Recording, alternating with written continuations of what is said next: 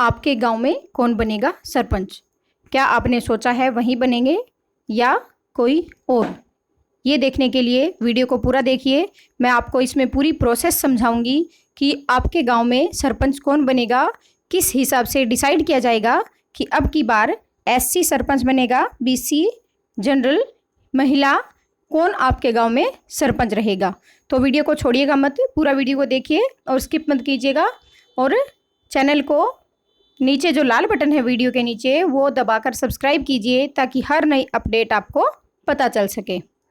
सरपंच के लिए किस आधार पर और कैसे ड्रा निकाला जाएगा, जानिए ड्रा का पूरा प्रोसेस। और सरपंच के जो ड्रा निकाले जाने हैं वो निकालने का पूरा तरीका क्या रहेगा, क्योंकि बीडीसी, जिला परिषद और पंचों के ड्रा निकाल दिए गए हैं और सरपंच के ड्रा अब निकलने वाले हैं। और इसके अभी कुछ ही दिनों के अंदर अंदर पूरे ड्रा निकाल करके पूरी प्रोसेस शुरू हो जाएगी। अब इसमें क्या करना पड़ेगा कि सबसे पहले जो सीट एससी बीसी समाज के लिए आरक्षित है उनके लिए ड्रा निकाले जाएंगे।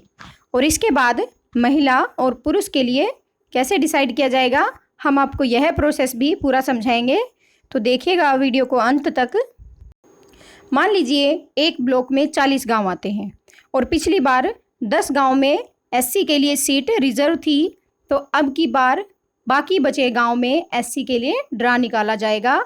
यानी कि जो पिछले 10 गांव थे अब उनमें एससी की सीट रिजर्व नहीं रहेगी। और जिनका ड्रा निकलेगा, जो 30 गांव बच गए हैं जिसमें एससी सीटें नहीं थी, उनमें से जिनका ड्रा निकलेगा वह सीट एससी के लिए रिजर्व हो जाएगी। इसके बाद जो गांव बच गए हैं उनमें बीसी के लिए ड्रा निकाला जाएगा और वह सीट बीसी के लिए रिजर्व हो जाएगी। और इसके बाद भी जो गांव बच जाते हैं वो सामान्य श्रेणी के लिए रह जाएंगे।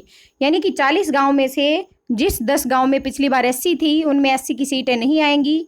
उन 30 गांव में जो बचे हुए 30 गांव थे वहां से सीटें आरक्षित की जाएंगी एससी वर्ग के लिए। और उसके बाद जितनी सीटें बच जाती हैं वो बीसी वर्ग के लिए आरक्षित की, उनमें से बीसी के लिए आरक्षित की जाएंगी। और एससी बीसी को निकाल के जो सीटें रह जाती हैं वो सामान्य वर्ग के लिए रह जाएंगी। अभी आप यह जान लीजिए कि कैसे डिसाइड होगा कि कोई सीट एससी के लिए आरक्षित है या नहीं। इसके लिए उन गांव का चयन किया जाता है जिन गांव में पिछली योजना में एससी के लिए सीट आरक्षित थी। उनको छोड़कर जो गांव बचे हुए हैं उन गांव में एससी के लिए ड्रा निकाला जाता है। उसके बाद बीसी के लिए आरक्षित सीटों का निर्धारण किया जाएगा और बची हुई सीटों पर सामान्य वर्ग अपनी ताल ठोक सकते हैं। जी हाँ, सामान्य वर्ग के लिए जो सीटें बची रह जाती हैं वो रह जाएंगी सामान्य वर्ग के लिए। अब जो महिलाओं का आरक्षण का प्रोसेस है वो भी समझ लीजिएगा कि कहाँ पर महिला सरपंच होंगी अब की बार।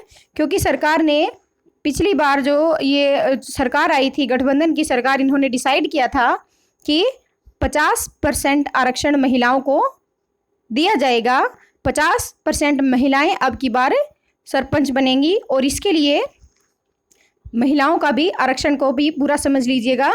और इसके साथ साथ आपको जानना यह जरूरी है कि कुछ लोग ये भी बोल रहे हैं कि जहां एससी की जनसंख्या ज़्यादा है वहां एससी की सीट रिजर्व होगी। इसी तरह से जहां बीसी की जनसंख्या ज़्यादा है वह सीट बीसी के लिए रिजर्व होगी। तो कृपया ये नोट करने वाली बात है कि ऐसा कुछ नहीं है। कोई सीट एससी बीसी के लिए रिजर्व होगी या नहीं, ये ड्रा के बाद ही डिसाइड हो पाएगा। ये कोई कंफर्म नहीं है कि जहां एससी या बीसी ज़्यादा हैं वहां उन्हीं की कैटेगरी का सरपंच बनेगा।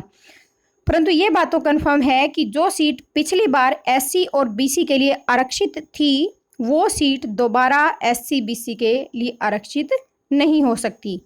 जी हाँ, उनके लिए उनके गांव में वो अब सरपंच नहीं बन पाएंगे जहां भी ये सीटें आरक्षित थी।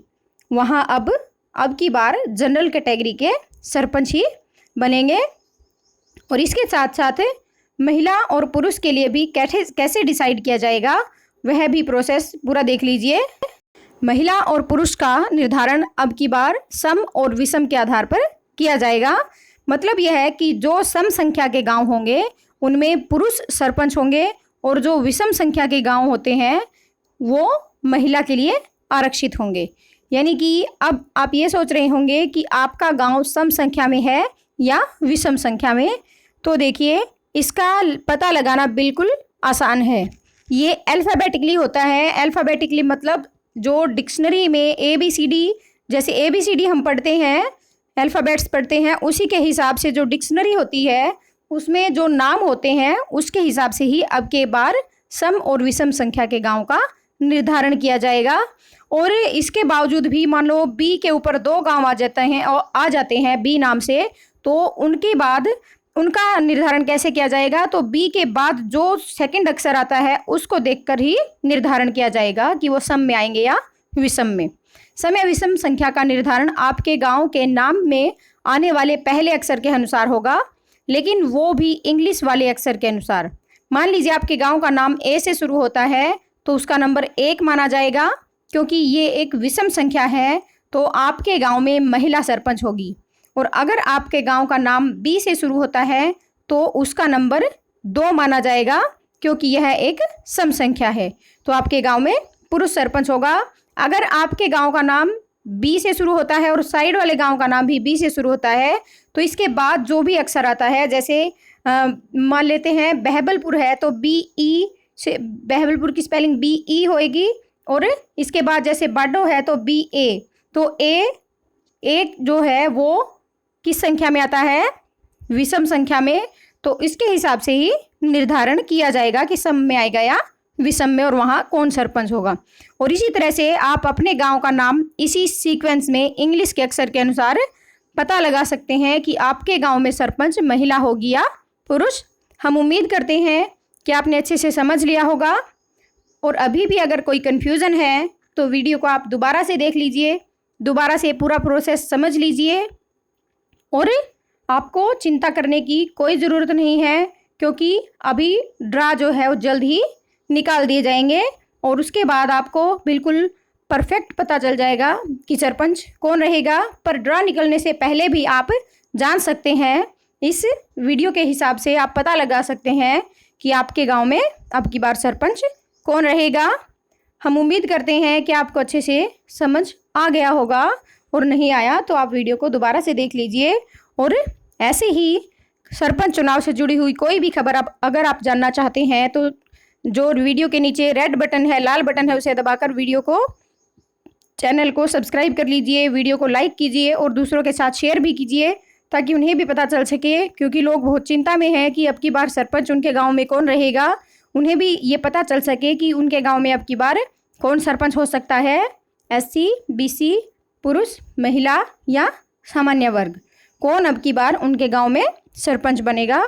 तो ये था पूरा प्रोसेस। और ऐसे ही वीडियोज़ के लिए हमारे चैनल के साथ बने रहिए। वीडियो देखने के लिए धन्यवाद।